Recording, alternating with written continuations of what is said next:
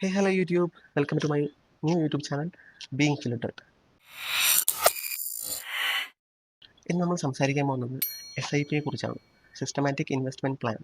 അപ്പോൾ നിങ്ങൾ ആലോചിക്കും, ഓക്കെ, സിസ്റ്റമാറ്റിക് ഇൻവെസ്റ്റ്മെൻറ്റ് പ്ലാൻ അഥവാ SIP ഇതൊക്കെ എല്ലാവർക്കും അറിയാവുന്ന കാര്യമാണ് എന്ന് ഞാൻ വിചാരിക്കും. പിന്നെ എന്നിട്ട് ഞാൻ ഈ വീഡിയോ ചെയ്യാൻ കാരണം, ഞാൻ ബാങ്കിലാണ് വർക്ക് ചെയ്തുകൊണ്ടിരുന്നത്.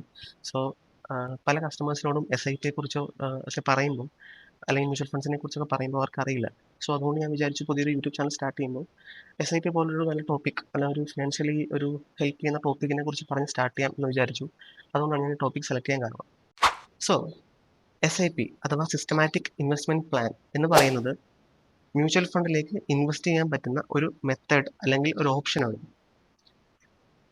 SIP യിലൂടെ നിങ്ങൾക്ക് ചെറിയ തുകകളായ 1000, 2000, 3000 അല്ലെങ്കിൽ 5000 അല്ലെങ്കിൽ നിങ്ങളുടെ ഇൻകം എത്രയാണോ അതിൻ്റെ ഒരു ഭാഗം മന്ത്ലിയോ വീക്ക്ലിയോ അല്ലെങ്കിൽ ഡെയിലിയോ നിങ്ങൾക്ക് ഇൻവെസ്റ്റ് ചെയ്തുകൊണ്ട് ഒരു വലിയ റിട്ടേൺസ് ഉണ്ടാക്കിയെടുക്കാൻ സാധിക്കുന്ന ഒരു രീതിയാണ് സിസ്റ്റമാറ്റിക് ഇൻവെസ്റ്റ്മെൻറ്റ് പ്ലാൻ എന്ന് പറയുന്നത്.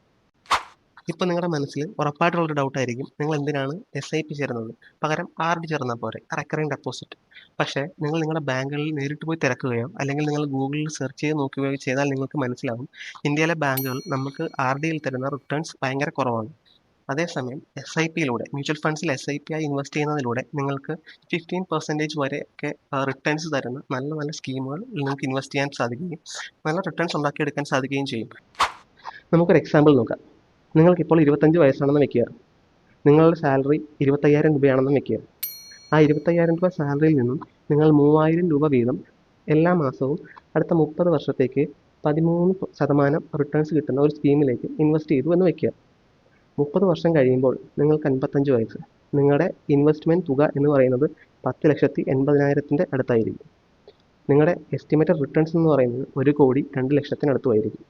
സോ നിങ്ങൾക്ക് മനസ്സിലാവുന്നല്ലോ കോമ്പൗണ്ടിങ്ങിൻ്റെ പവർ എന്തുവാണ്.